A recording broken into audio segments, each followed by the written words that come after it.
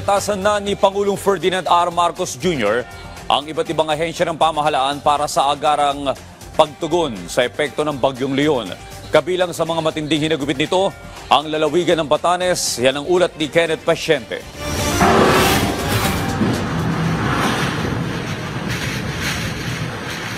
Dama ang hagupit ng Bagyong Leon sa Batanes. Sa kuhang ito ng Batanes Police Provincial Office, dakong alas 2 ng madaling araw kanina, kita ang malakas na buhos ng ulan at pagsipol ng hangin. Mataas din ang alon sa ilang coastal areas doon dahil sa pagbayo ng hangin kaya ang ilang puno halos dumapa na.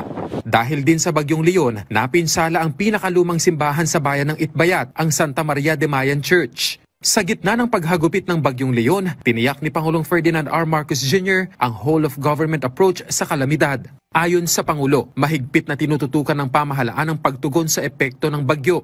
Bagaman apektado ayon sa Pangulo ang resources dahil sa magkakasunod na pagtama ng bagyo, tiniyak niya na sapat ang assets ng bansa para maiwasan ang pinakamabigat na epekto nito at masiguro ang agarang pagbangon ng mga apektadong individual, gayon din ang pagsasaayos ng naiwang pinsala. Tiniyak din ng Chief Executive ang walang patid na pagbibigay ng tulong at recovery efforts para sa mga nasalanta ng Bagyong Christine at Leon. Dagdag pa ng Pangulo, nananatiling naka-alerto ang lahat ng sangay ng gobyerno at handang maghatid ng tulong anumang oras. Patuloy naman ang pag-asiste ng DSWD Region 2 sa mga pamilya na kasalukuyang nananatili sa mga evacuation center. Katunayan, nagsimula ng mamahagi ang ahensya ng FFPs at sleeping kits sa mga apektadong individual. Patuloy ding inililikas sa mga kinaukulan ang mga pamilyang nakatira sa mga lugar na lantad sa panganib gaya ng pagguho ng lupa.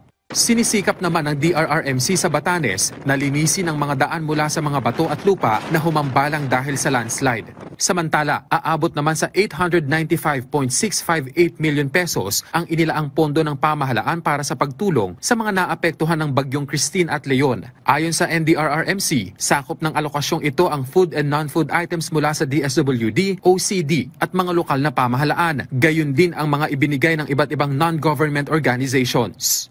Kenneth Pasyente para sa Pambansang TV sa Bagong Pilipinas.